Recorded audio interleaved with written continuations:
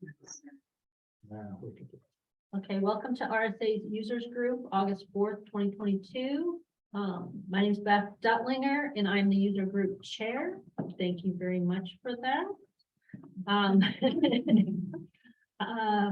Call to order.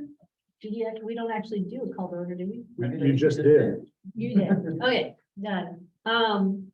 Let's look at the agenda. We'll review. Are there any additions or changes? I move we adopt the agenda as presented. Okay, Alyssa moved to adopt the agenda. Do we have a second? I'll second. Larissa second. All in favor, say aye. Aye. Aye. Any opposed? Thank you. That's the word I was trying to. Opposed? All right, the agenda has been adopted.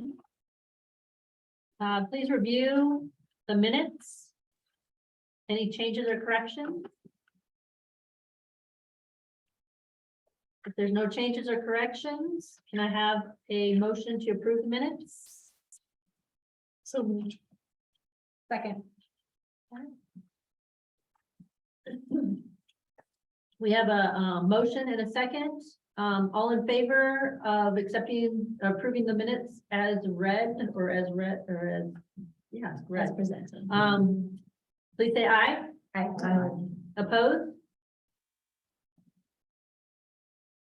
Okay, it. Eyes are rolling in. minutes have been accepted. Board of Directors report. So the board of directors met last week. Our big action was to create an executive committee on RSA Independence Project. Project. The RSA Independence Project, better known as RIP. so the RSA Independence Project Executive Committee will consist of, we also elected officers. I'm still the president, clearly. Jenny is vice president. And Gina Burr is the treasurer Burr secretary. is the treasurer secretary. So we did that, and then we created this committee, and the committee membership is made up of the president, the secretary, treasurer, the vice president, the users group chair, who is Beth, and then the unfilled users group vice chair. And we will be meeting on September 14th for our initial launch of this project. And we will be meeting with Rails staff about what assistance they can provide. And that is all I have for my report. Any questions online? No questions as of yet. Do you want to do the committee reports then? Well, there was only, the database was the only committee that met. Those minutes were part of the downloadable package. And we can actually, if anybody had any questions about those minutes, we can address that in the cataloging section. And I guess I just want to say that the RSA Day Committee is meeting next week to start working on RSA Day 2023. I'm sure that committee too. All right. If you can manage to have that when I'm in Thailand next year. Sure, we'll work on that. do well. What we're trying to do in 2020. That's right. I worked, well, I would have been, yeah. Why did you work? You were in Thailand. I was technically in Thailand, or flying back or something. Nearly stranded. All right. All right. User group written package, is there any issues or? Anything that's in there can be addressed later, because it's almost all agenda items for later on, Okay, or bits of agenda items for later on, or just stuff that we wanted you guys to know. okay, recognition of former RSA governance members. So it's the first meeting of a new fiscal year, which means we have several people who rolled off the RSA board. So I've got them listed here. Laura Keys-Kaplavka was the users group chair for 2 years. Thank you, Laura. Melissa Sierra was the user group vice chair. Her position is now open. That we'll be talking about an election in a minute here. She has left out the park. Jackie Holmes was our RSA board treasurer secretary as the school special and academic representative for the last 3 years. Stephanie Geitz had just joined the board and then resigned from Mount Hope Funks Grove. So her board position is open. Barbara Love, that we talked about at the last meeting, has served in many positions, most recently board. And Richard Young from Brown County has been on the board for the last at least 3 years, if not 6. So thank you to everyone who helped with our governance. You're all free to run again in the upcoming election. Speaking of which, if you are if you are a basic online library and you would like to be on the board, we have a position open that serves starting the day you are notified that you won the election through June 30th of 2024. So 2-year term is what remains there. We also need to fill the users group vice chair position. That will serve for 1 year because that was what was left on that term. So it would serve from now until June of 23. And as a reminder, the users group chair and vice chair are also, both of those positions hold a board seat as well. And both of those positions are on the executive committee. So just know that the users group vice chair is going to be a little busier than it has been in the past. Typically, when we do an election, we have an election wrangler, and that is the person who basically gets the emails from the candidates and then makes sure that there is a bio from the candidates. We try and keep RSA staff out of that just for some neutrality purposes. I will work with whoever the election wrangler is to send the emails out. We already have templates and all that for that. So basically, we're just putting it in your words and sending it out for you. And then once we on the 25th of August, which is the last day to apply, the election wrangler would send me in the bios, and I'll set up an online ballot, and the election will run from the 29th of August through the 2nd of September. Your first meeting is September 14th. September 14th for the new users group vice chair. So if we have anyone who would like to volunteer to be the election wrangler, and if you are the election wrangler, you cannot run for one of these seats. So that's sometimes people volunteer to be the wrangler, so they don't have to be on the board. But I do need an election wrangler, and then if anybody would like to volunteer for the 2 open positions, we will send that information. You can email me, or when we know who the election wrangler is, we'll email them. So do I have any volunteers to be the wrangler? The point of contact for the candidates.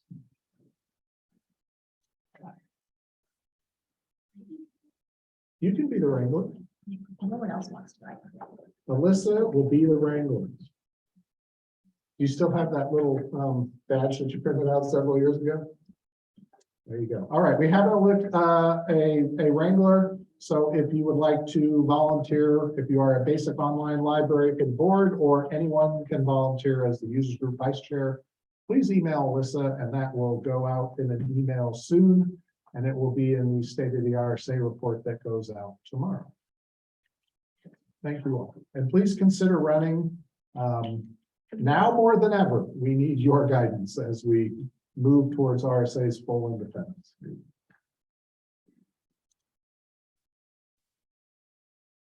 Cataloging department. Do you want me to stay here or come to the presenter? No, it will pick you up. Great, okay, hi everyone. I first wanted to ask if there were any questions about the cataloging departmental report. I know it was longer, you may not have had time or energy to read it, but I thought I'd just touch on a few highlights from it. The first thing, your OCLC membership renewal should have been mailed to your library over the summer. If anybody has dropped OCLC, be sure to email Kendall so we can adjust your RSA bill. Kendall's busy getting a update. The owl is watching everything I do. Yeah, it really is. The thing to remember is if you drop your OCLC, not only do you not have the WorldSat and the connection cataloging and the World Share Interlibrary Loan, but you also will be required to pay a 10% higher RSA membership fee to account for RSA staff helping you more with cataloging, because we'll need to provide the bibliographic records for you. You won't be able to go get those yourself like you would have if you belonged to OCLC. So like I said, just keep Kendall informed if you didn't renew. Remember back, well, it was May, soon after our May users group, we started the free OCLC holdings reset. This was an offer that went out from OCLC and also the state library earlier this year. OCLC has updated our holdings, but they haven't done the removal piece yet. They're quite backlogged there.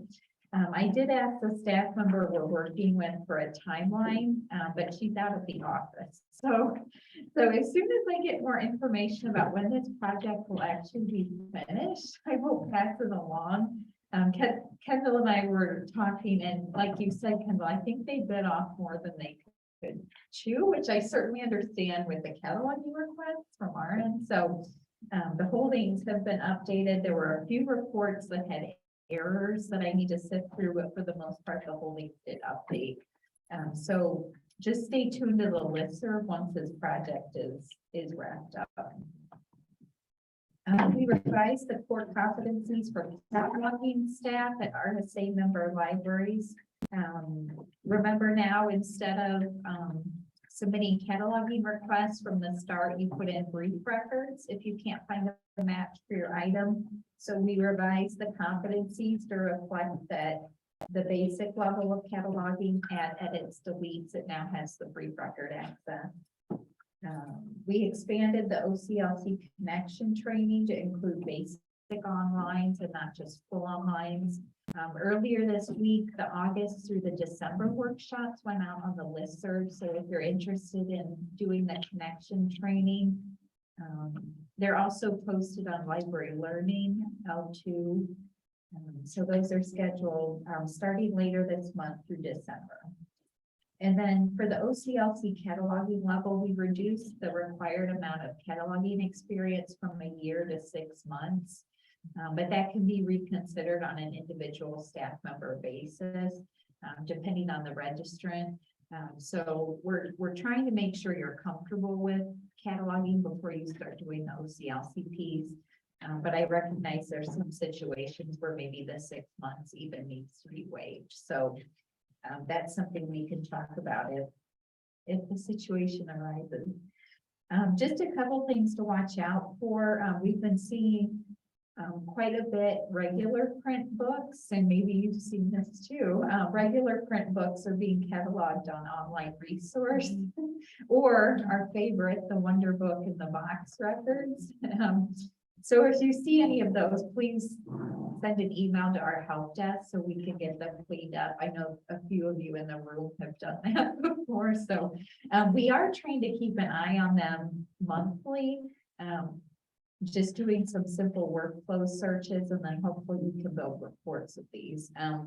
But we are trying to keep an eye on them, but they pop up. So it's hard to be proactive about it when they just get put in. Okay, let's see. I mentioned a minute or two ago that remember July 1st, we changed the process if you can't find the matching bibliographic record for your item. Thank you, users group, because you gave us the go ahead to do that in May. So far, it's been working well because you've been able to get, at least from our end, we think it's been working well because you've been able to get your items out faster for your patrons. And then on our end, the team is really wrapping up the cataloging requests where it wasn't cataloged at all. We still have the hardy backlog. That's what we're tackling next.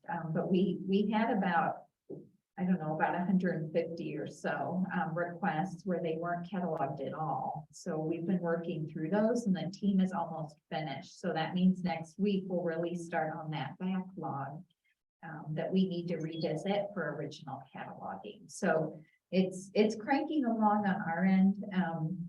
We have seen incorrectly entered brief records. We knew that was going to be an issue, but just remember that as brief records are put in wrong, it makes searching for them difficult. And then we start to get duplicate records for the same items because you can't find them always. So you put in another record. And the other thing about brief records entered incorrectly, they don't replace with the Oclc record either. So then there's more duplicates. So I put in the departmental report, page 5, if you could make sure all of your cataloging staff, if you're putting in brief records, if you could make sure they have a copy of the guide, how to create a brief record, it's posted on the support site. Pages 1 through 4 have the instructions, but then we tried to put screenshots with every possible example of brief records you might need to put in. So we were trying to make it as clear as possible. So just make sure, like I said, if you have anybody cataloging, they've got that document. There's a couple issues I wanted to mention in the RSA cat affected by our new process. The first thing, Kendall tweaked not too long ago, the catalog data view on the RSA cat. When you look at an item, there's that catalog data view button. Kendall tweaked that so that you don't see the mark field with the email address anymore for the cataloger. So that has been fixed. We're still having trouble with UPCs on brief records not being displayed or indexed in the RSA cat. This is just on brief records, not on the full Oclc record. So this is something that I'm going to look into with our Cersei Dynex consultant. We meet with her next week. So yeah, we're getting there in terms of issues. Let's see, I talked about the cataloging request processing time. We've almost got that 150 or so finished that didn't have any records in workflows, and we'll move to the backlog. The plan is still for the cataloging maintenance center to help us with portion of our backlog. Like many things, my priorities have been shifting, so this hasn't happened on the timeline I'd like it to, but I did get confirmation this morning from the CMC that they will be ready to help us when we are ready. So that's good that they're being flexible with the moving target. I'd like to think by the end of this year, with RSA working on our part of the backlog and then the cataloging maintenance center, I think we could make a lot of good progress in the next few months and then start requesting items to get them on good records.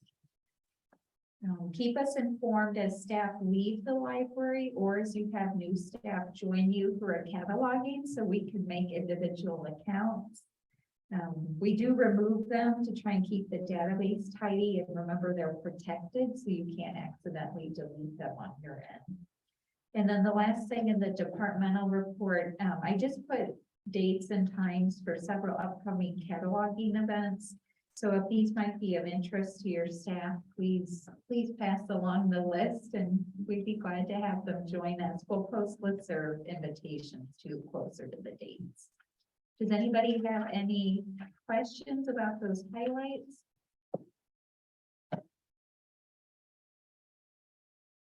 If you see anything weird with brief records, please contact the help desk so we can try to get those cleaned up too, because I know you're going to see it too, just searching workflow. I was surprised when we were doing our library of things, you had suggested to look on OCLC. There are a lot of things that go in your library of things that you don't have to do brief record. They're already in OCLC. That's a good point. So Yeah. be sure that you are checking. Especially if it's something, obviously, that was mass produced, like some kind of board game. A lot of those, like you said, they already have good records out in OCLC. Obviously, if it's something you put together locally, you'll need a brief record. But even equipment, I mean, I was surprised at the amount of equipment that was Mm, already there. doesn't hurt to look. It's the moral of that story. Yeah.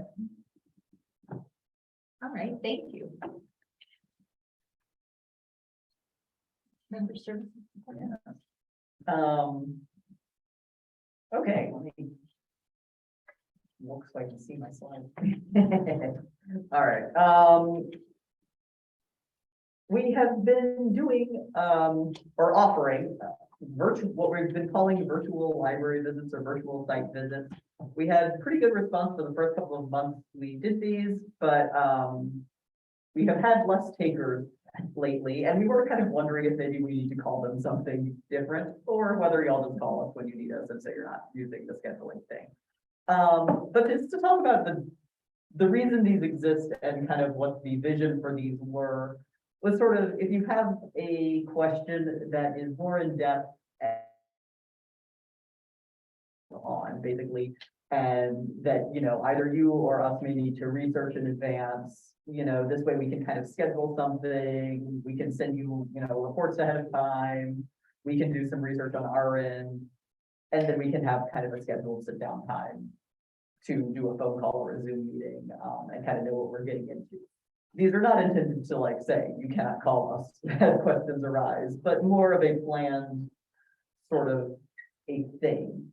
So I guess part of it is we're trying to decide whether you're just not needing these and this is why you're requesting them, or if maybe we need to call them something different. So if you have a different idea for what we should call these things, we talked about consulting, just member services appointment, Q&A, you know, but everything feels like we're kind of almost narrowing the focus. So my inclination is maybe to call it member services appointment, and then what that can be is completely open-ended. But this is your opportunity to give us feedback on our exciting marketing of these potential events. But also, you know, please know that we are happy to, you know, we have kind of in advance set aside this time so that, you know, we can spend a lot of time with you. I know sometimes people are like, I don't want to bug you. This is time to bug us for an hour.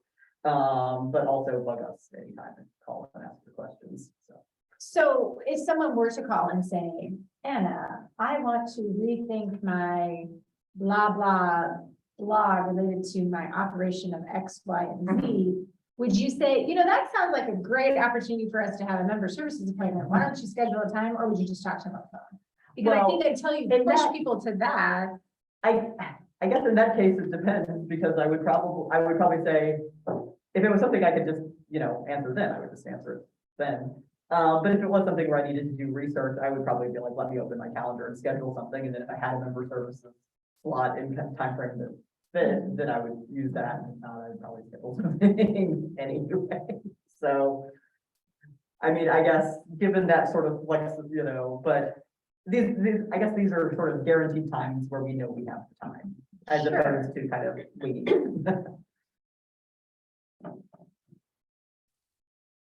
And again, the idea was, and it hasn't happened as much in the last, I don't know, 6 months or so, but prior to that, we were getting phone calls, and the first thing on the phone call would be, I'm so sorry to bug you, but like, you're not bugging us. It's okay. That's what we're here for. It's what we're here for. We will answer your questions. Which is what we say to patrons when they come to the Yeah, desk. exactly. It's I'm fine. trusting you, it's fine. That's what we're here for. And then a lot of times we were hearing the very next thing was, this is kind of involved. And we're like, okay, but again, that's fine. Now I'm, you know, pulling out my little notepad so I can start taking notes. We still do that. That's fine, right? If somebody calls, I don't have director's time out there on the calendar. If you call me, I'm going to do that. But the idea is, we thought maybe it would be nice to put these appointments out there. So when people had these things that have been swimming around in their head and they, they want an answer to maybe something that's a little more esoteric and not like super important that day, that this would be a good way for people to book us up for an hour and go over whatever they needed, so. Also related though, this conversation makes you think you should look at the form right this second. Anna is behind on the dates on the form. Give me till tomorrow. You'll have a hard time finding an August date on the form, right? Because Anna has, had a week. Okay, well, also, it's not, hugely difficult for us to choose some dates that are on the calendar, and if no one books them, then we just do something else that hour. So, it's also not the end of the world to keep offering them, but maybe we'll slightly relabel them. I'm not seeing much, in the chat saying do something different. In my next session, which is trends, issues, and updates, though, I will talk about something that you may want to, use one of these calls to run down with us, which is sort of the, well, you pull that up, I'll talk about my lecture. One thing that as we proceed with the standardized item types and stuff like that, if you are noticing that you're frequently checking out a lot of a specific item type to your no transit user or something like that, you may want to use this opportunity to evaluate your hold rules and make sure that they're doing what you need them to do. We have run into a few issues, and we think it's possibly relatively widespread, just where we'll notice that libraries just have a ton of stuff on their no transit user, mostly of the same item type. So in that situation, that may be a time that looking at your hold rules and going, you know what? I don't share this item type is, maybe a good thing. And part of that is so that you're correctly actually abiding by the reciprocity policy and so that those reciprocity rules are working. Part of that is also just so that libraries have that predictability, if they're placing holds for patrons so that they know, if they're seeing something that's a non-holdable item type, they kind of know, okay, my patron's not going to be able to get this. I should probably look at maybe making a purchase if it's something that I think we really want. We want both the predictability and kind of the fairness in that regard. So also, if you want to take one of these time slots to, look at your hold rules and have us really look at those in depth with you, we can do that. If it's something super in depth, we can try to recruit James to be on the call too. That's the other advantage of these sort of calls is we can, if it's something that I need to get James or Kendall involved in, we can we have that a little bit more heads up for scheduling purposes as opposed to being like, oh wait, that's a great question, but Kendall's at lunch, So that's a little bit of heads up and that sort of thing. So that's just something, little mini soapbox, but also semi-related. We kind of have the unwritten rule of what is correct and appropriate use of a no transit user. And Kendall knows that one of my personal soapboxes is that unwritten rules aren't really rules, so you have to write them down. So this does kind of lead to do we need a no transit user policy that does kind of talk about what the appropriate use of a no transit user is.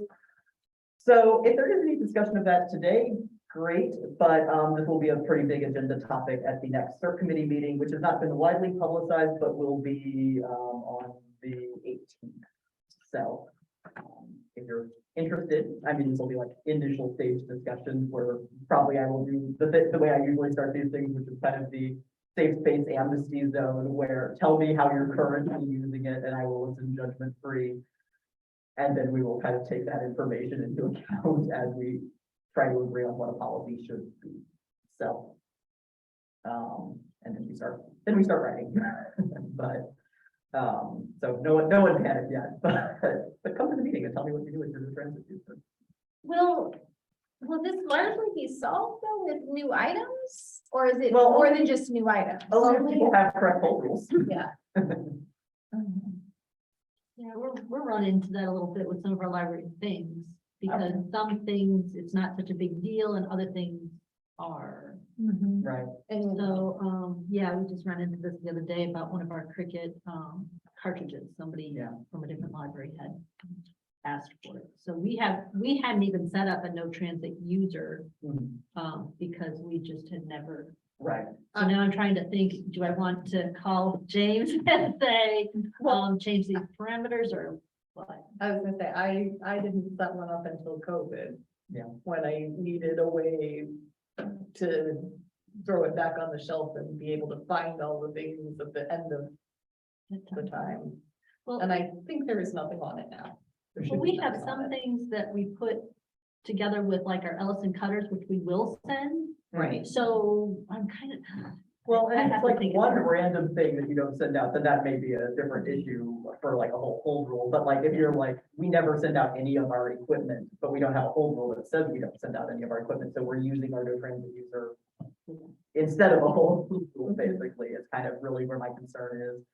But I mean, it's also a nice way, now that we have the kind of holdable, non-holdable binary there, that you could have, like, maybe some of our new materials are holdable. I don't know how complicated that gets from James's perspective, because that's James's problem, but, you know, but there, you know, I feel like with the standardization, we have sort of clearer options, and, hopefully the new item types will also make it clearer at a glance, whether it's holdable or not, based on what the item type is. So kind of, it seems like a good time to start talking about, you know, correct use of the transit users, and it does kind of tie into that.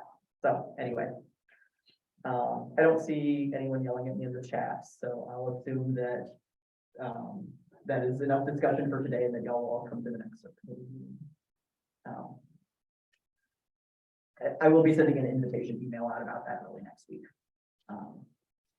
Okay, so Kendall has pulled up for me the account preferences screen on RSA CAT. I've sent around some emails. I mentioned it in the last newsletter, so hopefully this isn't totally out of the blue, but also it's a good thing to kind of visually demonstrate.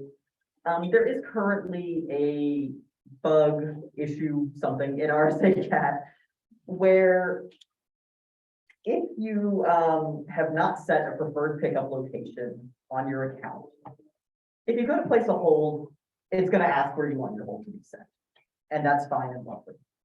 If, however, you go into your preferences here, as Kendall is showing, you and haven't previously selected a preferred pickup location, your preferred pickup library is going to default to the first library in the alphabet, Alpha Park, which is fine as long as you don't make any changes. But if you make any changes on the screen, but don't change your preferred pickup library and then hit update, it's going to save Alpha Park as your preferred pickup library. And then if you try to place any holds in RSA CAT, it's going to try to send your hold to Alpha Park. You know, so Elizabeth was the one who thought If this. you save it so that it doesn't default to the personal preferences screen where you can't do anything anyway, so like your checkouts or your holds or anything reasonable to look at first, Right. then it wants to send your stuff And, to Alpha and Park. given that this is also where like record my checkout history and show my checkout history is, this is a commonly accessed thing. So I would say if you're assisting patrons with their account, just make it part of your practice at this stage to say, choose your pickup library also while you're here, and then save it, and then you're fine. I have talked to Cersei about this. I did a ticket to go, hey, what the heck? And it is unsolvable at this, in the current iteration of Enterprise. So this is something, they are aware of it, and they're planning to add a lot, you know, a nothing selected line. So it'll just have to, you know, it'll be a null line of some sort at the beginning, so it will default to something else. But that will be with the next upgrade. So a solution that is not yet available. So I would say just kind of share that with your staff, just make that kind of a thing as you're orienting people with RSA CAT, just have them choose their preferred pickup location, and then you're good. So, and that's again, just in RSA CAT, and really just if you haven't selected a preferred pickup location. So anyway, I think that's all I had. Yes, thankfully, it's limited to very few people will actually see it. Right, I mean, yeah, I don't know what proportion of our patrons actually log into the RSA cat and go into their preferences. But I know some people, I mean, the reason Elizabeth caught it was because, she kind of makes going to her preferences part of that sort of orientation and going, oh, and you can choose your preferred view and stuff like that, which is a wonderful practice. But it was what made this problem very evident. So sorry, Alpha Park, you have the first of the alphabet privilege in that regard. I feel your pain as someone whose name starts with A. So, I think that's it for me, Sort of. sort of. Because now we're gonna talk about Oh, yeah. everyone's favorite pain point, and it has become RSA's pain point. People not showing up for training who registered. So we wanted to bring this to the group because we don't have an answer for how to fix this, and we're hoping maybe that some of you do. We have been having many more people register for training, but not actually coming to the training lately. This last year, well, 6 months since the beginning of the year, we've had 5 trainings, I think, not go, maybe more, because we couldn't meet 3 people from 2 different libraries. And some of these are trainings that had 6, 7, 8 people signed up, and we couldn't get 3 people to show up for the training. So we're seeing it in every type of training. Doug's had it in reports. Anna and her crew have it in her member services ones. That's bitten us many, many times in the bid workflows. Yeah. The OCLC one. It's a problem with the basic. Yeah, it's a problem with the basics too. This is no consolation, I'm sure, but this is where we're living right now. We're seeing the same thing. Okay, good. People are tired, they aren't motivated, they sign up for something, forget about it, they sign up and decide they don't want to go, so that's my take on it. This was a long time ago, but I signed up to send 2 of my people to an ebook thing. Tuesday, I was diagnosed with strep. So we took one of my people out. Wednesday morning, this was the thing that happened on Wednesday. The 3rd staff member, who was supposed to be her father, had a medical emergency. So now I had no, Yeah. and sometimes that, We just want to know. Right. If somebody can't come to the. Yeah. This is no word at all. They and just we don't show up. did Are go you in and interviewing? cancel them. I've never before had people ghost me in an interview, not show up and send me absolutely no. We just had that happen this year. Yeah, they say they want to, and they ghost you when you invite them. I mean, don't take it personally. This is what we are all living in right now. And what we're trying to figure out, and there's some things that we've noticed, like people sign up for something, but there's issues with registration links not getting to the right person, and then nobody really knows who to contact to get a registration link.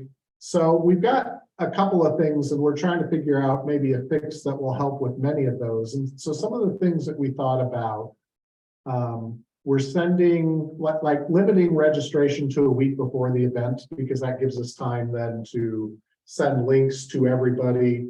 Then we were thinking, well, yeah, but some people don't really check their email. So maybe if we include the library, that person's director at their library, if they're not the director, then we at least think 2 people have the link. And so, I want to show up to training. There's another person you can ask for the link, and oh, by the way, now your director knows that you're signed up for training, and maybe that will help. We don't know. You try anything you want. I mean, this is what we're living in right now. I will say one of the things I like, just registration 1 week out, is it going to be posted that it's happening and you just can't register? Because, we do calendars a month out, and Yeah. we're tight right now. Yeah. If I have an open position, and When you say registration 1 week out, you mean registration? Oh, cutoff sorry, date. registration. Oh, cutoff a week out. okay. Sorry. Not opening Sorry. registration. okay, that Yeah. makes much more sense. Because that's cataloging courses generally, it's what, a week to what, 10 days, Erica, generally for The yours? basic cataloging workshop has so much prep that the registration deadline closes 2 weeks beforehand, and it's typically posted about a month ahead Okay. of time. And then the Backlog workshop closes a week before the workshop, and Okay. it's usually posted at least 2 to 3 weeks. Yeah. We were hoping maybe you guys would have wonderful answers for us, and apparently no. I'm just here to commiserate. I The, mean, the thing that just always makes me feel so bad is that then the people who have showed up end up with Right. their training that they possibly need to do their job being canceled because other people started their show and canceled sometimes with short notice, you know. Honestly, my recommendation for the best bet is to call every single person the day before and ask if they're coming to the training. That's what we do. And a good percentage say, oh, yeah, no, I'm not coming. If I can make a comment on the upcoming bib load, I've been fighting with OCLC for the better part of 2 days to try to get access to the required training. And so they're going to move the stuff from WebEx to YouTube, but it's going to take like another week. My experience with getting people to sign up for stuff is that as much as you hate to do it, and the charge for no-shows might be the way to go, because if people have to put money down or there's a threat of them having to put money down, it's amazing how they'll clear their calendar for it. Or I guess. And it starting- doesn't have to be a lot. It just has to be enough that they gotta actually pay something. I like the charging for no-shows. That's gonna get the director of the board's attention really quick. I do like the idea that you would email the director, because I want to know what my staff's taking, and sometimes they don't tell me, but I use it in reports and stuff. Mhm. So, yeah, I would love to know sometimes what my staff's taking. Well, and I think charging for no-shows will probably work. I can't imagine anybody wants to come to me and say, hey, so I signed up for this thing and then I didn't show, and so that's why you have to pay RSA $30.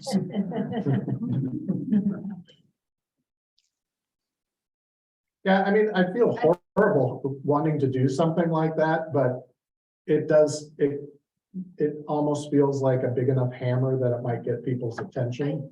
I feel like in that there also needs to be a cancellation way, even Yeah, there if needs it's to be a really, cancellation. Yeah, you know, even if it's really late, because Sure. when I got sick in June, on Thursday, I didn't know I was sick, and on Friday, I was very sick. Yeah, there's Yeah. definitely. You know, so if I'd signed up for something a week out, Good emergency. But Yeah. the no-shows, there's a problem. yeah, Yes, and specifically when we get several no-shows and then can't run a class, that's the biggest thing. Because then it's not so much that you didn't show up because now you just don't know the thing. It's that somebody else who was there to know the thing didn't get to know. Right. I like the charging. I like the charging for cancel, for no-shows. and I Because really, you have up until when you show up to the class to call and say, I'm sorry I tested positive for COVID. I'm sorry my father was in the hospital. I'm sorry, I just don't feel like coming today. Whatever. Yeah, any of those are fine. And I would say, you know, in some ways, if you're gonna charge for no-show, if it's something that you could hold it, you just weren't because you thought it wasn't worth your time, hold it for that one person who needs it for their job.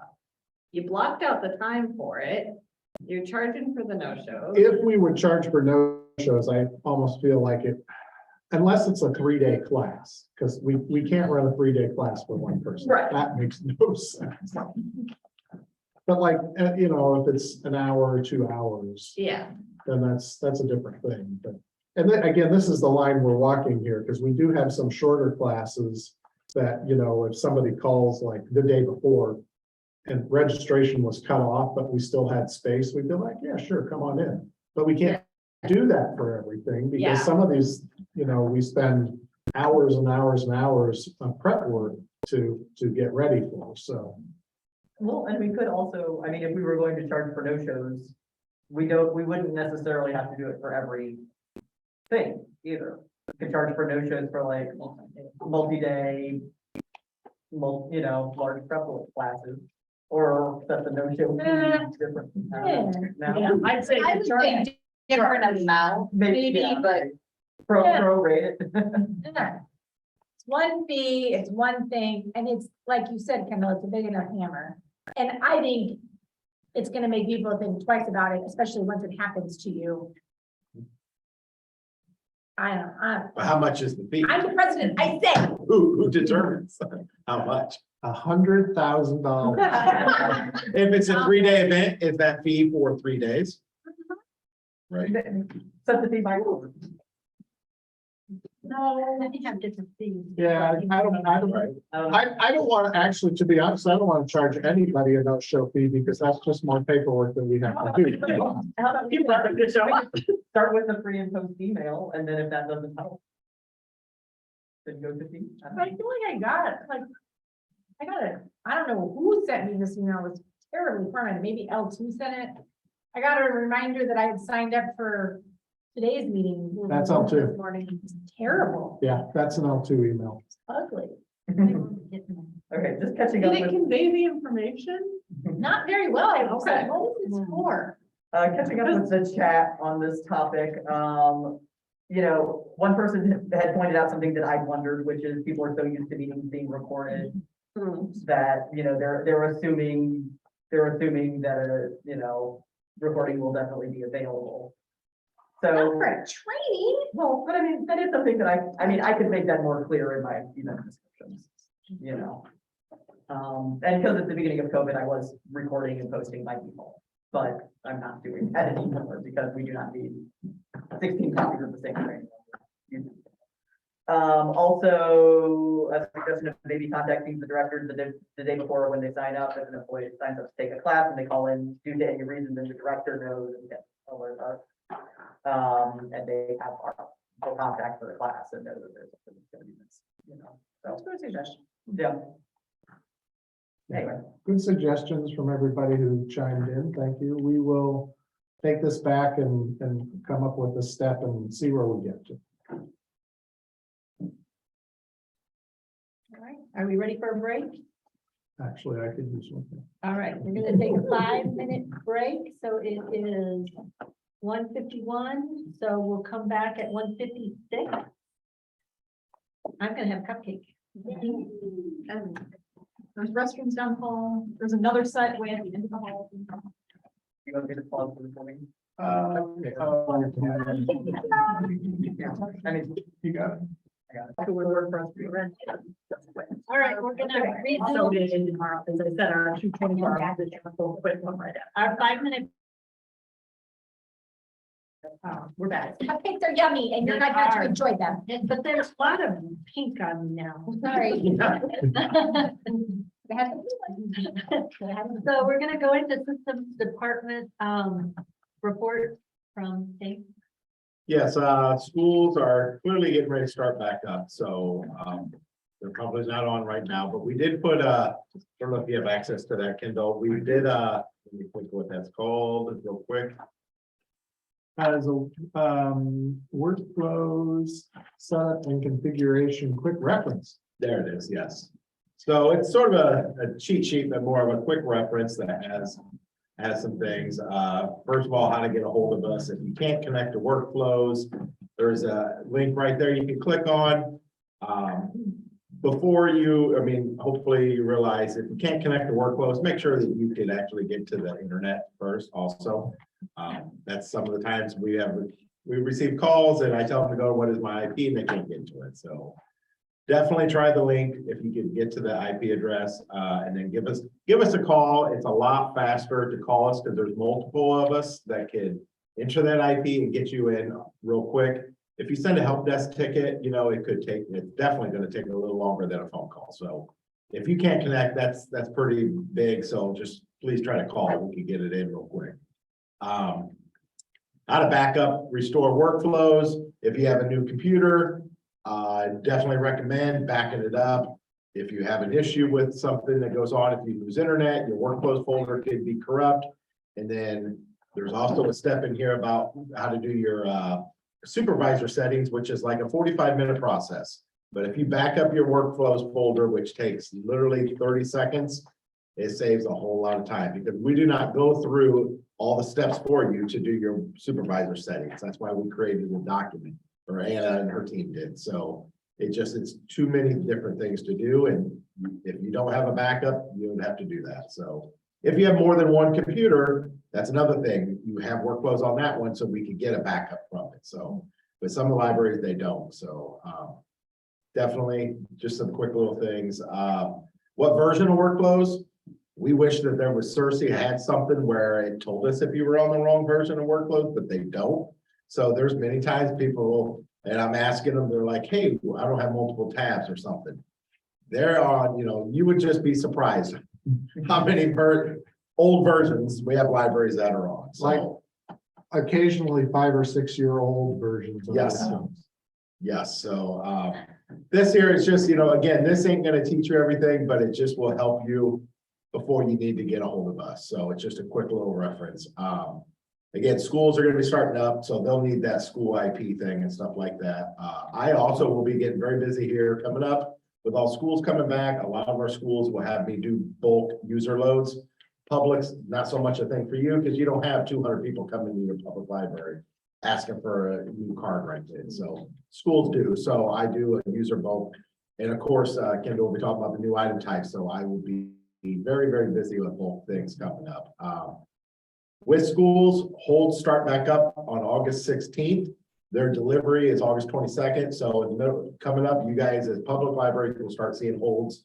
And that will be, you shouldn't see any right now because we have a report that if a student did place a hold, it will kill the hold that night. So it will kill it. So eventually that's going to stop on August 16th. So you might start seeing some holds to fill pretty soon. So Kendall, you wanted to talk about probably the new reports. You were Yeah, mentioning. so last month you got some different user count reports that went out to everybody's RSA Gmail accounts. This month we had hoped to get it done on Monday, but like everything, we run into all these little issues and we don't want to send you a partial product. So we're working on the ILL and hold counts for last month and the previous 12 months. So no matter what month of the year your IPLAR report is due, every month at the beginning of the month, you'll get a group of reports that talks about all your ILL and hold data. And then we'll be working on circulation data for the next batch of reports. There is in the report package, there was a handout that goes over the data that is in the user reports. That went out in email as well, but basically the instructions for what you're seeing and how you should use it. There'll be a guide that goes out to the ILL and hold group of reports with the same things. We'll be loading that on the support site.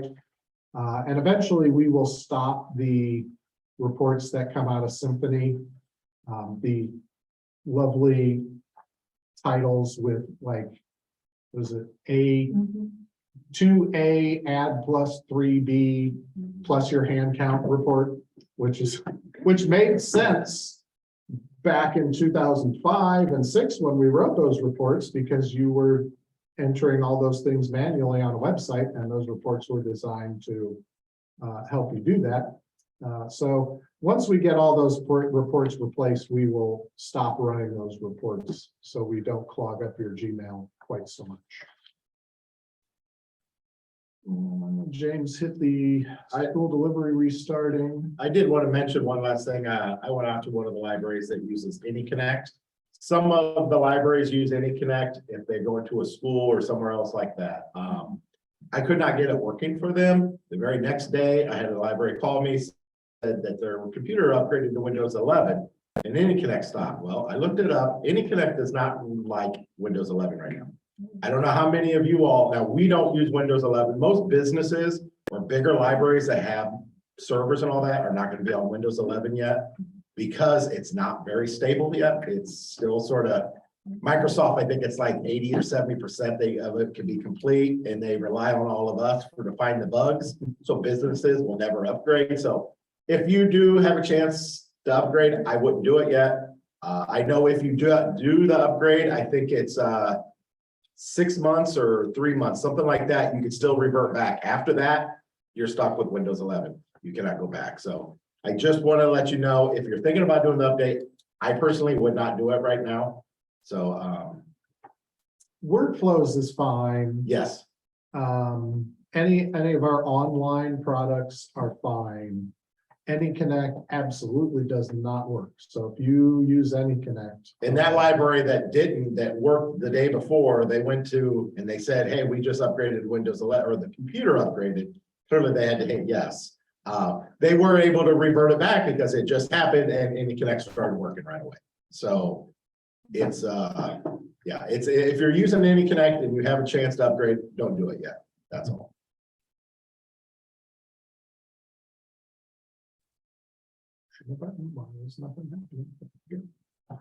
All right, I'm going to talk about RSA Cat. There's been quite a few updates that have happened.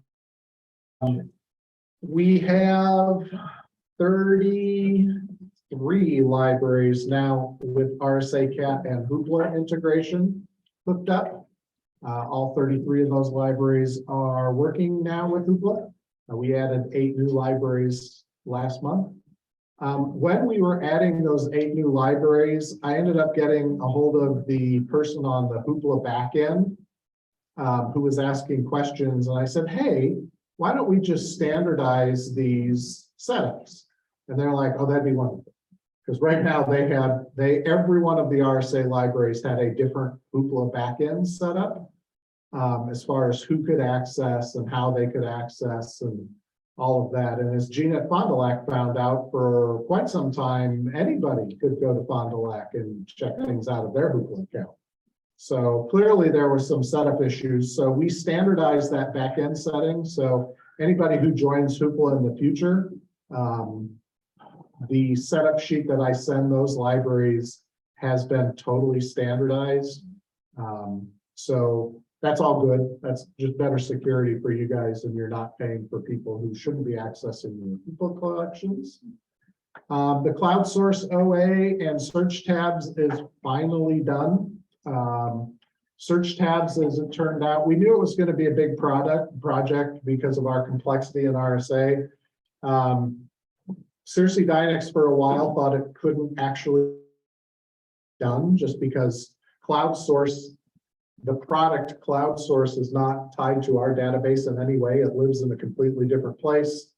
And we have thousands of search limits, which is a completely different technology to make all of your per library things work.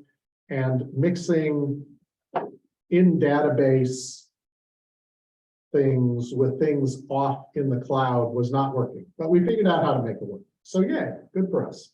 And I'll show you a demo of that in a minute. So in late August, we're going to roll that out. So you will have the online articles, like 37 million of them or so. Those of you that have Hoopla integration, you'll have a tab for just your Hoopla collection. And we are also adding a physical items. So your no ebook search results, that the facet is titled added when, and that is basically when the item was added to the catalog. So if somebody does like a search for all of your movies and then clicks on added in the last 30 days, it'll limit them to just the newer things. So I know that's something that people have asked for over the years, and so we've got that working now. So to give you an idea of what everybody's websites will look like, this is the expanded search tabs I put up on the screen. There are 7 tabs for everyone.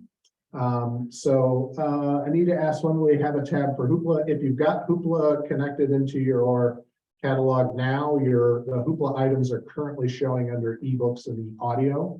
And towards the end of August, when we roll this out for everyone, we'll have a separate tab for Hoopla. So there's the first tab is called search results, and that's basically the default tab. If a patron does a search or picks a search limit that does not have a specific tab for it already, it will go in that search results tab, and that will be the one that's selected. Everyone will have a no ebooks tab, a juvenile no ebooks tab. Well, Publix will have a juvenile no ebooks tab. You'll have an ebooks and audio tab that's the same as your current ebooks and audio tab. If you have the Hoopla integration, there'll be a Hoopla tab. There's the all libraries in RSA, no ebooks tab. That's the same as the current setup. And then the online articles tab is also there. We do have room for one additional tab per library if I can figure out how to make that work. But we're going to think about doing that in the future, which would allow you to have a custom limit of some type. If you had something, you know, new books or new movies or what's that? Library of things. You can have a library of things tab. We can currently do a library of things search limit drop down, and a lot of libraries have that set up. But we could basically, if we can create a search limit for it, then we could assign it to a tab. So this is how it'll look. If you want to see it actually work in action, this link here is in the state of the RSA report that will go out tomorrow, but it's basically Dunlap PL is the link. So if we were to look for,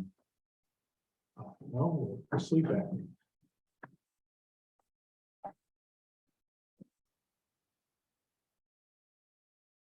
So Dunlap currently has one book on sleep apnea.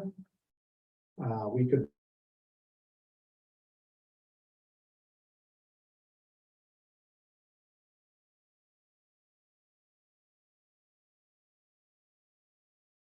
from those tabs down. Yes, the number retrieved does not show up on the tabs anymore like it used to, and that was a hack. It worked, but boy, it was a hack. So you could click on a tab and there's no. Yes, so this particular under Hoopla, although there it goes. I clicked on Hoopla and there are no search results for Hoopla. So it just says no results found. That was one of the things that we couldn't fully recreate was the way the current tabs work. We can make them jump between tabs, but that's because they're all tabs of the same type. And what basically happens now is when you do a search in the current RSA cat, it searches all three tabs and just returns results for everything and holds it in memory. And that doesn't work for this. If we go to the online articles tab, there's a whole bunch of stuff about sleep apnea, 25,000 results almost. And so this is the new online articles. These are all full text from various journals. Here's a journal of the American Dental Association as the number 2.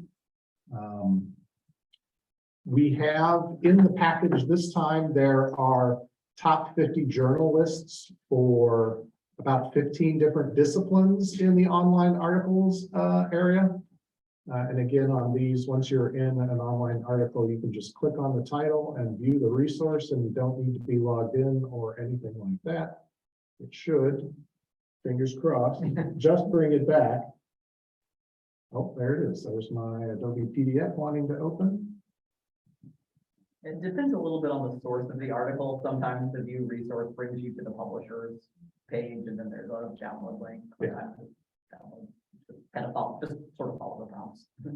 So this is a shorter article, but it's full text. So everything that was in that article is there. This particular one, you can see other things that were in that particular issue. There are references. Depending on how popular the article you picked on, you may also see things like how often it's mentioned on Twitter, even. I mean, so it's some pretty interesting things. So again, this will all turn on towards the end of August. Basically, what we have to do now that we've got it actually working, we have to code this up. So that's going to be 7 tabs times 230-ish profiles hand coded. So that'll take a while. We can do some cutting and pasting, but we have to look up all the search limit per library. So Oh, and I did not show you the added when thing, so I'll show you that too. So I'm gonna just do a blank search on the entire Dunlap collection here. And then once that comes back, then I'm gonna go over here and click on movie for the format. So all I'm seeing are the movies in Dunlap. And then I'm gonna go down to this added when thing. And I'm gonna say, oh, look, there are 13 movies in the past 30 days that have been added. I want to see what Dunlap has that's new. And I should put a hold on that one. I want to watch that. That first result, no one put a hold on that, please, because I want to. Much like I just did, I think that's probably going to end up being somewhat popular with your patrons. So that will be getting added in at the same time as the new tabs and the online articles. I do have a question about facets. Mhm. Would there ever be a chance to have like a facet that said, available or not available, just like we do in some of the databases? Or is there no way to? There is an available facet where it's a binary. The problem is that it's system availability and not Oh. search library availability. So we have never enabled because it does not do what you want. Yeah, it's already confusing enough for the patrons when they see available, not available, whatever. Yes, which is why we went with the text that says no libraries available at Library X, other copies available at other places. That was as best we could do. So that's the search tabs. So Tony's going to be very busy coding that up here pretty soon. I just talked about the facets. Basically for the entire collection, you've got anything that's 180 days or older gets lumped into one thing, and then it's within 90, within 180, within 60, within 30, within the past week, and then on orders have their own. Just like Baker Taylor. There you go.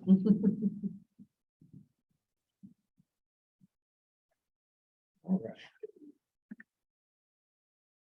Staff updates. So we had some anniversaries this quarter. James has been with us for 11 years. Thank you, James. Lisa Shemetsky in the cataloging department, 5 years. Patty Aquarum in the member services department, 4 years. And Sarah Naslund in the member services department, 3 years, 2.5 of which she spent in COVID. You all have staff like that. The other thing I wanted to mention, the new delivery codes are out. We updated our membership list to do the best thing we could possibly do. So we've tried to make it as easy as we can for you. If you look a library up and there's a code in that delivery code line, that's all you need. If there's an arrow, it will tell you what to write in the code in the for line. For most things, there are share things and ILDS things. You have to look up codes in L2. Sorry, but we don't care about L2. We only care about RSA libraries. So if you're an RSA library, we are more than willing to put that code on the Having one the piece of paper. stuff in the community partners for RSA thing. Yeah. Is that Thank you helpful? for this list. So much.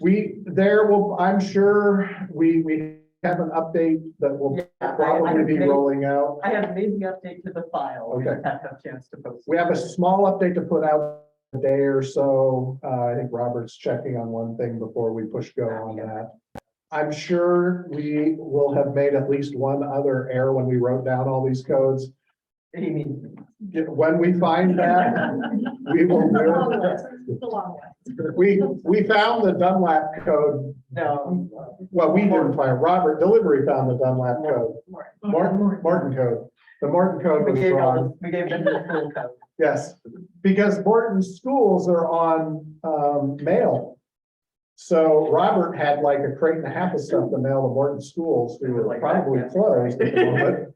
And so we knew that wasn't right. So it may take a little longer to find some other ones, but we will let you know when we update that list. We'll put something out on the listserv to say, hey, New please update. download the 4 August list and replace your 2 August list. Or you could just, if you just write a note on the appropriate line, I won't tell. That's what I did this morning. Yes, yeah. Yeah, If you, yeah, if it's like that. if it's, The new one is just an update to like the instructions for Share Illinois, because we realized we could make that clearer. And they could stop landing on my desk. I may have missed a meeting where this was talked about, but what makes these number codes easier than names? so, okay, so here's what delivery has done. We have nothing to do with this. Right, Just to clarify. But we do try and support delivery as much as we can, and that's why for years we've had that RSA membership list sorted by system code to make it easier for people to write out. So how the delivery labels were supposed to work in the past was you were supposed to write the entire legal name for the library. And then Lord help you if it was to a library that went to another library, because technically you were supposed to write that entire library down. And you were supposed to know what route it was on and put that in the upper corner. So the new methodology, the delivery codes 001 through however many there are, were handed out alphabetically. So Alpha Park, I think, is like number 2 or something. Alpha Park's real close. Versus Wyoming, which has got a much higher number. The bins out in delivery have been arranged alphabetically. This is a full circle because we used to have the bins all arranged alphabetically a long time ago. But the big change here is that the delivery route structure has changed. So library used to be on route 2, and it was always on route 2. But now a library might be on route 2 on Monday and route 4 on Tuesday and route 3 on Wednesday. And they did that to make it more, although there'll be some slight changes. I heard about you, Morton getting too many items. There'll be some changes, I'm sure, coming. But the idea here is that they cut something like 200,000 miles out of their driving for the year by having routes that don't do exactly the same thing every day. And if you feel like this just, I mean, the first email I got, I think was like July 5th. This has not been a long term, we've been talking about it forever. It was July 5th, this is happening August 1st. Yeah, and we did talk about it. We talked about it at the May meeting, but the Okay, details maybe it was a changed. little earlier. Yeah, the details changed. It was initially going to go into effect the 1st of July. Well, I remember Don't like talking it about new super tight. codes, but I don't ever remember talking about routes changing and my times changing. So, Well, I got the email that I got whenever, that doesn't feel that long ago, said, you know, this is your number. You're gonna get delivery on Wednesday and Friday, and it's gonna come at about 7:43 in the morning and 9:52. I'm making those numbers up, but, and wait at least an hour before you worry. I'm like, I wanted to say, I used like 2 o'clock in the afternoon before I worried that, okay, I haven't seen them. Did they get in an accident? Yeah, well, yes, but some of us were used to getting delivery before we even opened, and now our Friday delivery won't even come until 12:30, which will make our patrons unhappy. yeah. Our Well- delivery was, and I know this is the first week, and so, there's Yeah. kinks to work out, but some of us were not pleased. And No, fortunately, I didn't have to change staff schedules, but I've heard from other directors, if it had been last year, I had a staff member who worked 7 to noon on delivery, because our delivery usually came around 6 a.m. And Yeah. so if she was still working for me, I would have had to change her schedule, because my delivery only comes before 9 on 2 days now. And in my case, I used to have 3-day a week and now I have 2-day a week. Which quite frankly, I think my volume is probably 2-day a week, and I've thought that for pretty much the entire time I had 3-day a week. It was nice, but yeah, ours are coming earlier. They used to come about later. Oh, you're on the way out. Because ours used to come about 11:30 most days. I know that I didn't always see them, but you know. our delivery on Tuesday, the poor woman was just worn out when she got there at 9:30. She was supposed to be there at 6:30. Because she ran into weather, she ran into, she was at places that had security systems, so she was having to deal with security issues. She looked spent at 9:30. Yeah, it's changed. It's hard for people. And it's transitioning. And I feel like we've come full circle. When I started in January, we had numbers. Yeah, so. That's why Robert did ours on Tuesday, because the truck wasn't big enough.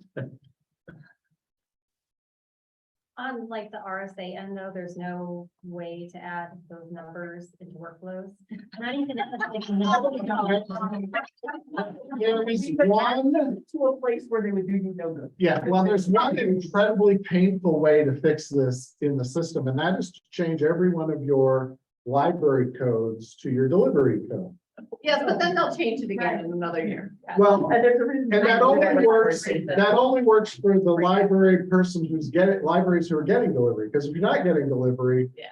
Then, so when we first talked about setting up the system that we have now in 2006, one of the suggestions was to use the then existing Delivery. Alliance delivery codes, which will never change. And I was like, no.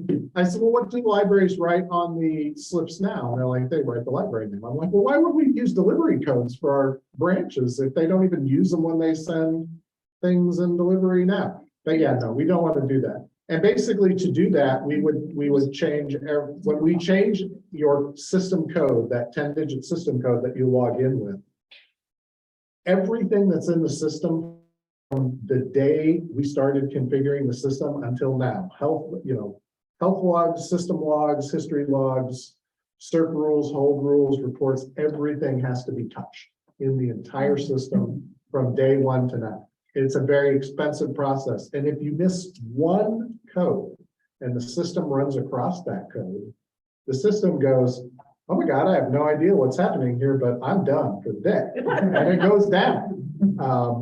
Could you do something with an API to just put another field that could be printed on a slip? No, because the delivery slips print from within the software and we don't have a hook into that. And you can't stick it Printed in the name process. because then we put patrons' names on transit slips too, and that would. Yes, we thought about a lot of things, but there's nothing that will work because basically the system's idea of a delivery slip under the current implementation of Symphony is system code, patron ID, maybe sometimes. You put patrons' names or you can limit them out, but user ID is on there. Yeah. Yeah, there's not a good fix. Let There's me quite just put a that. bit of stuff that you can put on the transit slip, but most of it doesn't look like the sort of thing we're It's trying. not something Yeah, that's helpful. library just, like, the place we could add, when I said we could add it to a place that does you no good, is we could add it to like the library description. Yeah. But that's not a field you can print on. Right. Exactly. That was the when Robert came and said, hey, we want to change all these codes for the library. He said, can you make the system support that? And I'm like, I don't care what you do with your codes because they're not in our system because we can't support it. And then I pulled it up and looked just to make sure. And I was like, nope, still can't support it. Which is why the list that's on our website is sorted by Yeah. library system code. Now, the good news here is that no one is going to remember what Stark County's code is, and no one is going to remember what Scott County's code is. So Scott County schools will actually get Scott County items instead of Stark County items, and Stark County will get their items instead of Scott County. Because those two things were always going to the wrong place. Because people see C County and then go, oh, it's Scott County. And I even have to look some of those up sometimes. I We look had the delivery routes, no, Is this something you could forward on to Cersei Dynex and say, hey, is there any way in the future that you could think about something like this? So in workflows, no. It's basically hard coded and we'd have to tear the system apart to change it. The web-based version, they're actually working on receipts now, and they've received lots of good feedback from many consortia on different bits of information that could be put into the receipts. Okay. Whether they're hold slips or delivery, routing slips, or just patron slips in general. Because it's gonna be a lot different because it's not gonna be a Java. So Yeah.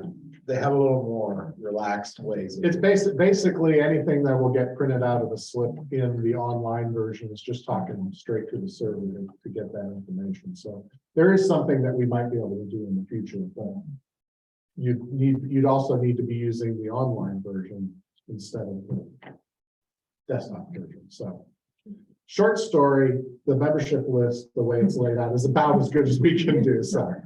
Well, thank you for at least doing that. Well, and we did decide, I decided, I don't know, that we would try to take advantage of this to like correct some other issues and like putting like a prompt that like use the ILDS label, please don't write special library on your share Illinois stuff. And send it to my dad. Yeah. Things like that. So hopefully we're gonna try. We're all very. And for libraries that have branches, we tried to clarify there's standard verbiage on what branch to send things to now versus just send it to Peoria and let Peoria figure out where it goes. So hopefully what we've got now, once it settles down and everybody's used to it, will be better. I was gonna say, just the community delivery partners, because the email came out, we want you to put the, where do I find, well, you find this in L2. Okay, so how do I translate the system code that I have? To the L2. I'm not making my staff look things up in two places every book. Yeah. Not happening. Well, and when they asked us about codes and delivery and how this would affect us and if we needed to make system changes, I think they were more worried about the fact, well, if we change the days that libraries are getting delivery, is that going to mess up our system? I'm like, no, we purposely don't have our system set up like that. But what we do want to do is make the list that we provide, which is 95% of the things you send out of your library in most cases, we want to make that as concise and helpful as possible.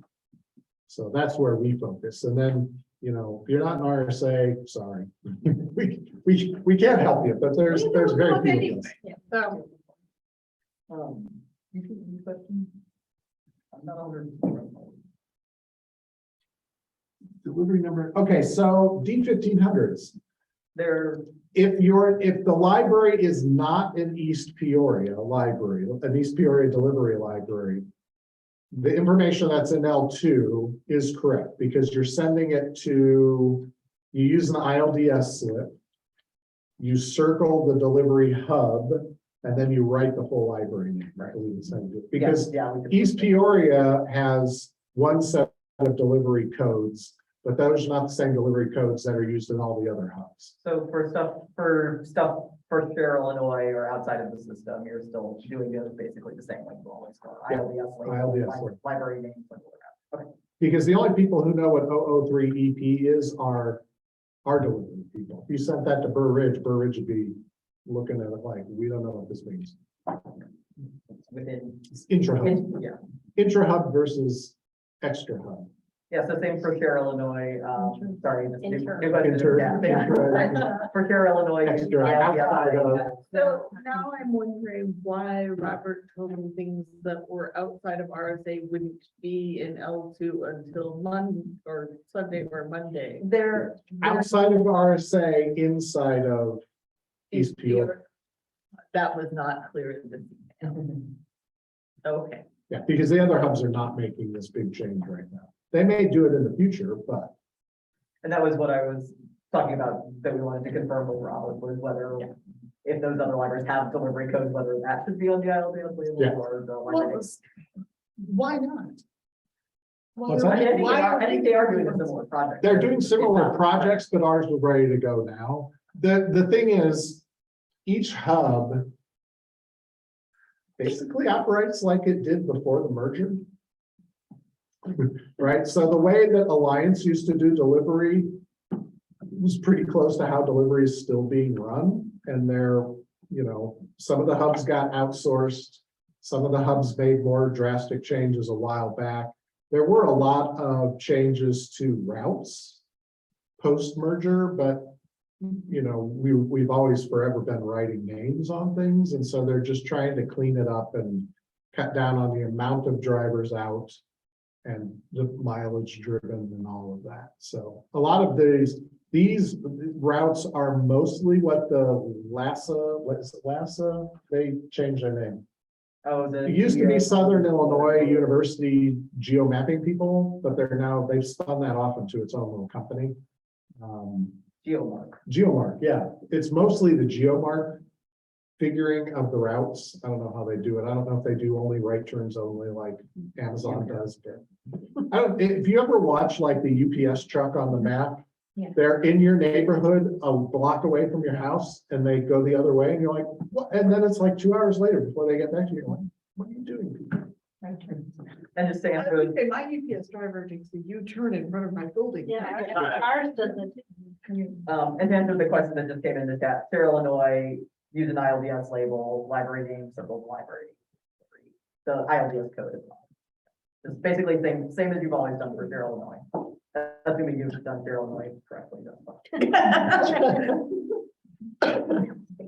All right. Moving on. All right, so the final update to the strategic plan will be next month. This is the final quarterly update. Next meeting. What's that? Yes, next meeting, sorry. It feels like next month, honestly. So basically, we're towards the end of our strategic plan as it was now, and we basically run out of everything that we can do short of knowing what direction RSA is going to take in the near future with staff independence. So we're wrapping it up. That plan was supposed to run through the end of 2022.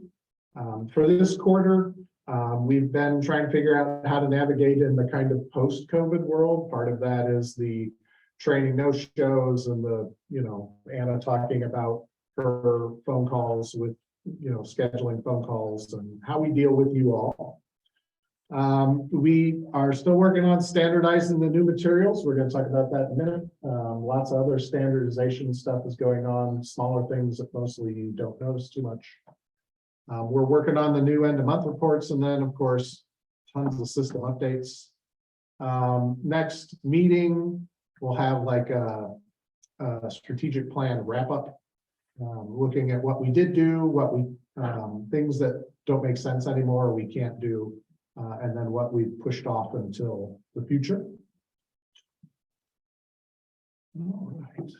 And then I wanted to give everybody a chance to get their minds wrapped around what the survey said first for the standardized new material codes that we agreed to do at the May meeting. So I went and looked at the survey, and the survey is, the results of the survey are attached in the users group package, so you can look these things up yourself. But from the survey, we had somewhere in the neighborhood of 130-ish libraries total answer back. 46% of the libraries that answered plan to use the new codes. 42% will use regular codes. And then we had some other miscellaneous answers. Of the 46% using the new codes, new book was the big winner there. That would be used, new DVD. New book on CD going down. The thing that was more interesting to me was trying to figure out, okay, of the 46% of the people who responded who are going to use the new materials codes, what percentages are going to do what as far as holds go? So for new books, 61% of those 46% using the new codes will be doing local holds only, and only 4% will be doing no holds. And you can see on the slide, that percentage holds pretty closely for just about all item types. I was kind of surprised that it was that close to being kind of flat on who was doing local holds and who was doing No holds at all. So no holds at all is a very small number for most of these codes, like 10 libraries or fewer. It looks much higher at 18% on new juvenile Blu-rays, but there's only like, I don't know, 12 libraries that signed up to use that, something like that, right? So it's a small number, and if 3 of them say they don't want to use it, then it gives you a corresponding bigger number. But I was surprised by the numbers being pretty much the same. Maybe I shouldn't be, but I was. So that just is to give you context of the 46% using the new codes. 61% of the 46% on average are doing local hold zone. So what do I want to tell you about the new material standards? So these are all going to be rolled out to you on the 31st of August. The codes will appear that you chose on the survey will appear in your workflows on the 31st of August, and you can start using them that day. Everything in the back end will be set up by then.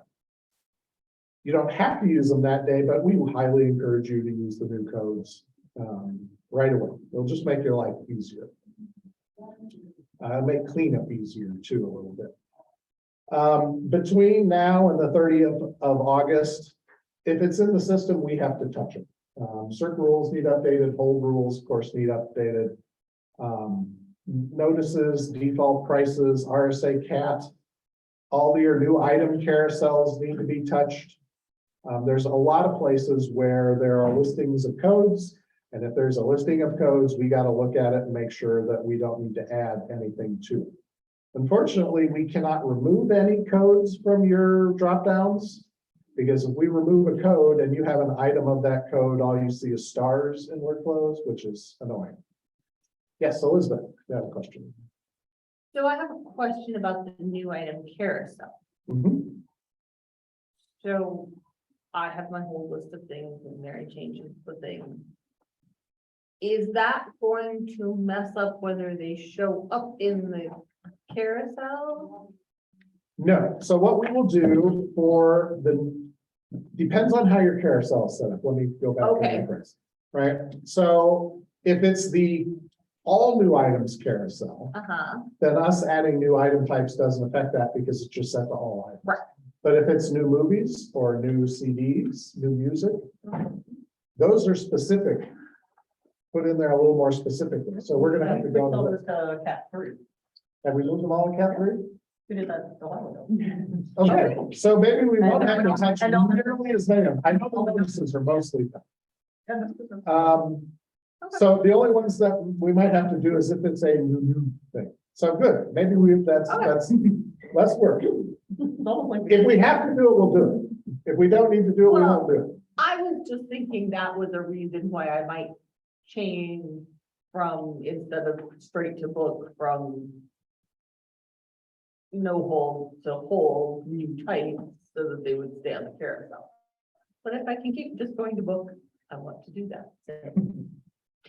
You're welcome.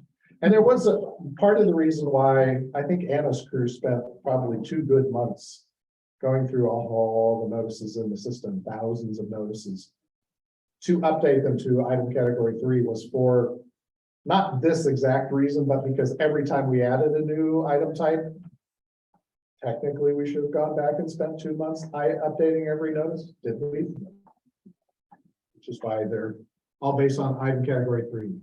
So the important takeaway from this is you may get phone calls between now and the 30th of August asking you questions like, we noticed on the survey you said you don't use these item types now and you don't plan to use them in the future. But when we look on our list of the 20 legacy new item type codes, you have approximately 3,000 items cataloged, including some in the last week. So do you not use them? Are you not going to use them?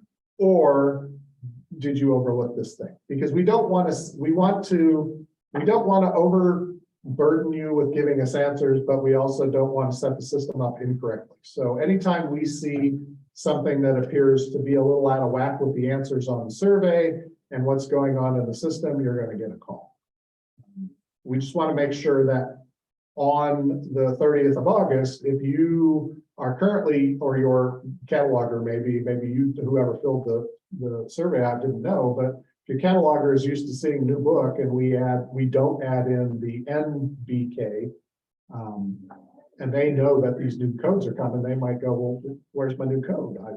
I don't have a new code. Well, we didn't know you wanted a new code. So we're going to try and hunt as much of that down as we can in the next several weeks. And then the fun part starts after the 31st of August. The quick rundown is on the slide. In the written materials that were on the website, there is a much longer version, which I just threw up on screen. It's the timeline for standardized new material types. Ooh, I can't even read that. I'm right here. There we go. And this talks a little bit about the things that are going to happen, but more importantly, oops. Once again, I hate this trackpad. What's going to happen in September through December, and it's got kind of the steps that a library will go through when James contacts them.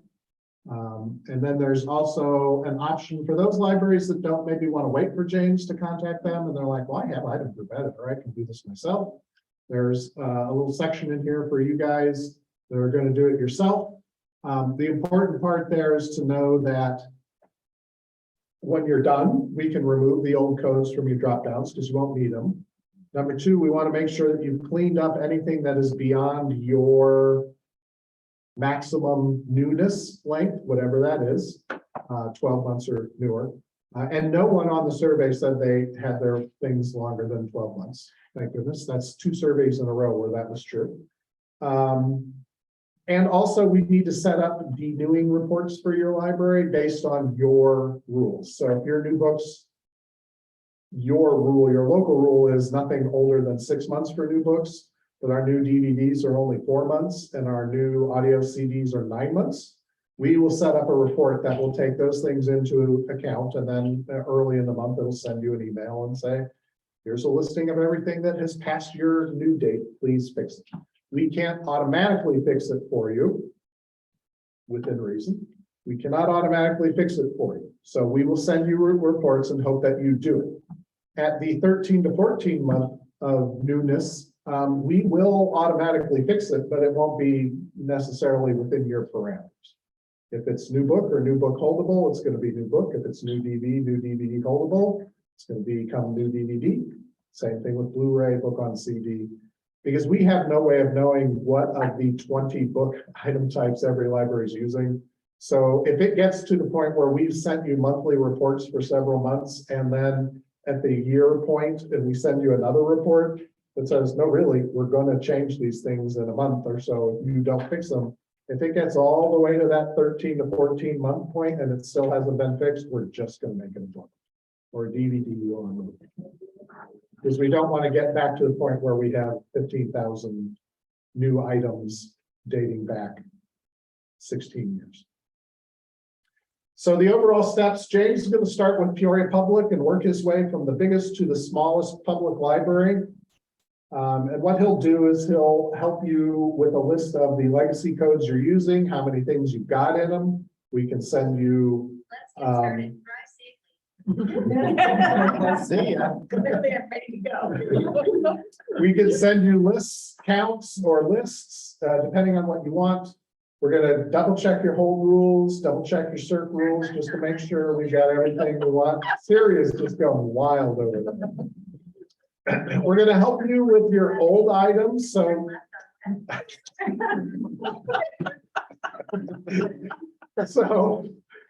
Siri has left the building.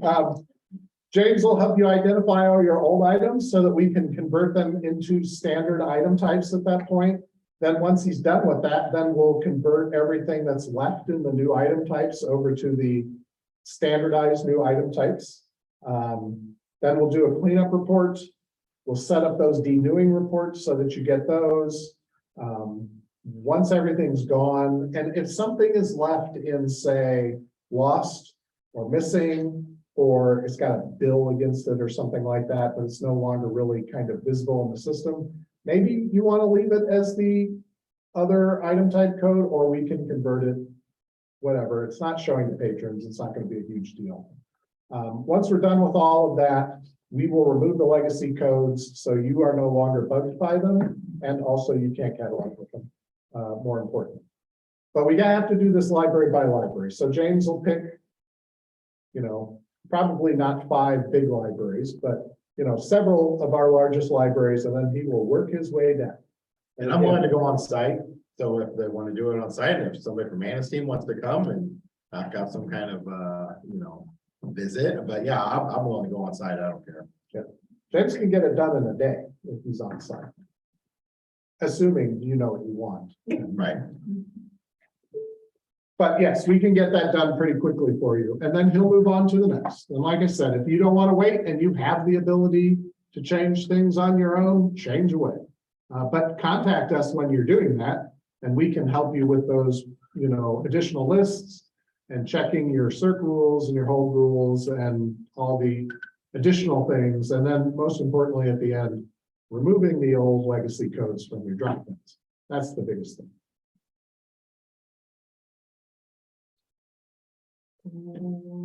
Oh, look, I made a whole slide for that. There you go.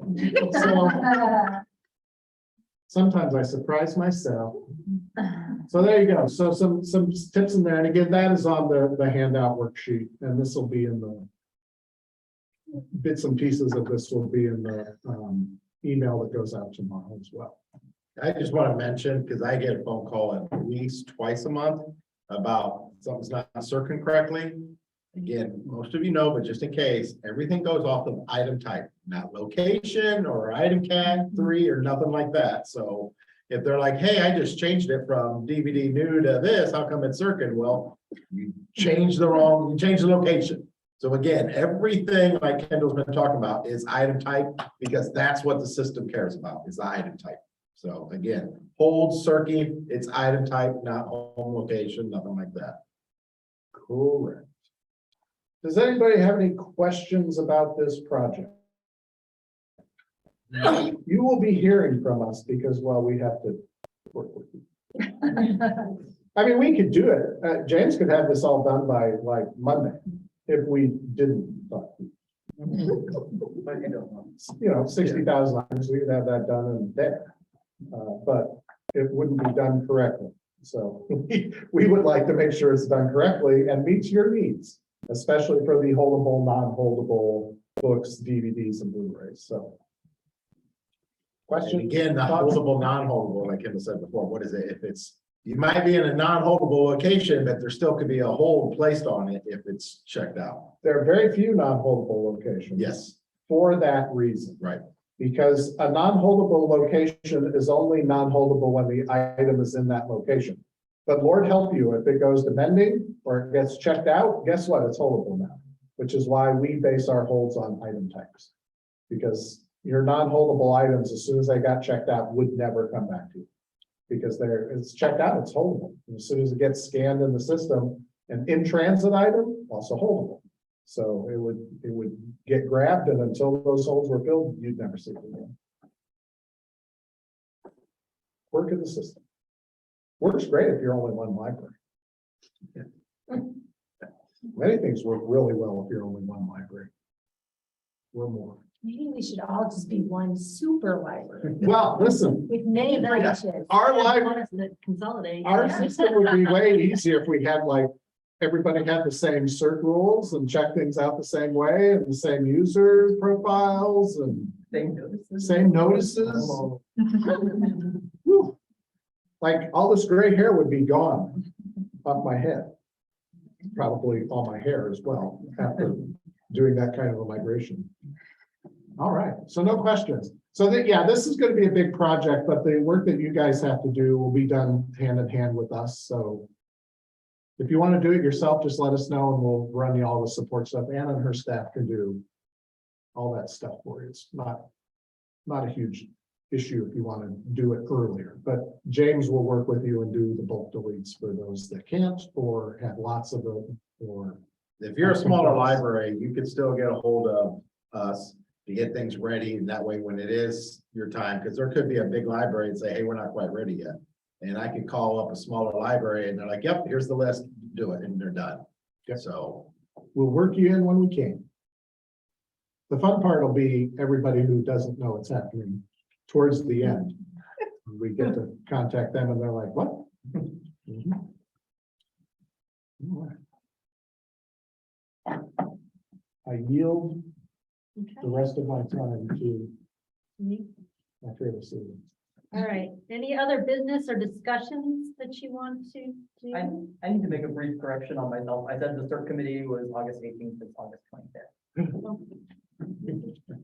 In case anyone was really. It's marking their official calendar. library bragging. August 25th? Let me check myself. So I'm not up again, but August 25th from 2 to 4, again, I will be sending out an invitation email, but just since I said the wrong date, I figured I should issue a verbal correction. I would like to point out the cupcakes were not arbitrary. The cupcakes were in honor of my 20th year in library. I was thinking it was your birthday. Well, that also happened 2 weeks ago. Well, it was close. So we know you're at least 21. Well, I did for the record start when I was a mere child. So We have some things that are sort of legacy end of the meeting issues. Does anyone want to brag on yourself or your staff or another library that was very helpful?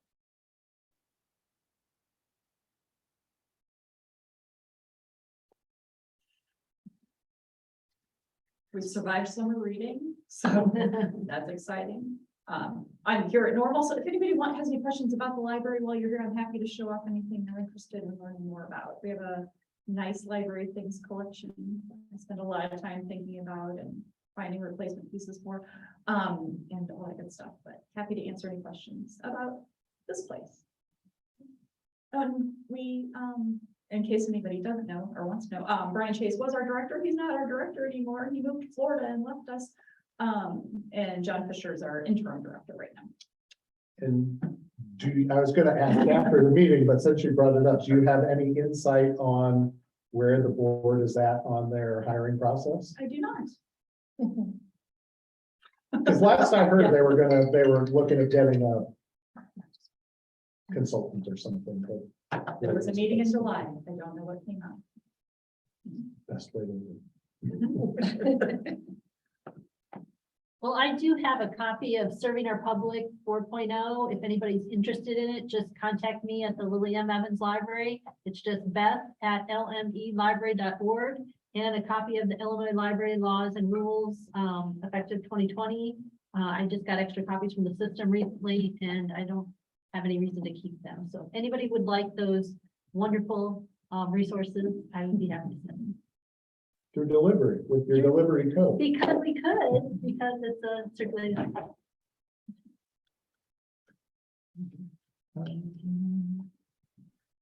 Well, the Galesburg Public Library, the new library, is coming along really nicely.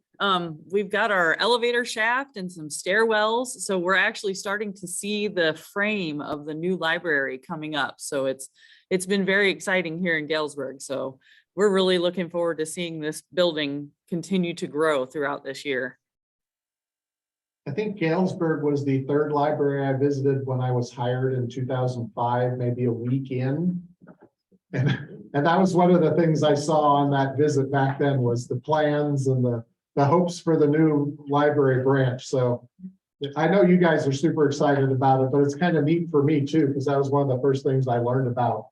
Yeah, in when this I job. interviewed in 2006, Pam Van Kirk said to me, "We are building a new library when's this supposed to be complete? early 2024.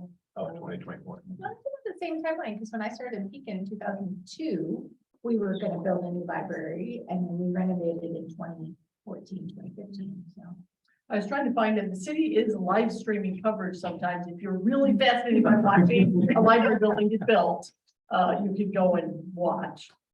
And Well, there'll be a time lapse. it's been 5 years since we did our construction for that. I'm like, what? Because we're looking at possibly doing some more painting and that kind of stuff, because we need to refresh now. So if anybody has any suggestions on sound systems in a meeting room, We'll probably update that. Yeah. Pretty well. I think the last thing we have is meeting dates. And I do have a question. So the November and the February meetings will be Zoom only for weather purposes. We made that decision pre-COVID. We were going to try and pre-COVID, we were going to try and do a Zoom only meeting and see how that worked. In the winter, I know, so we were so young and naive back then. That's right. So yeah, November and February will be Zoom only. We'll do another May meeting, hybrid. We'll need to find a host for that. We've got a little time. And we'll see how that goes. And if the May meeting is also sparsely attended, then we will have discussions about maybe just going Zoom only until at some point in the future when people are ready to come back and be friendly in person. And that again, this is not an RSA specific issue.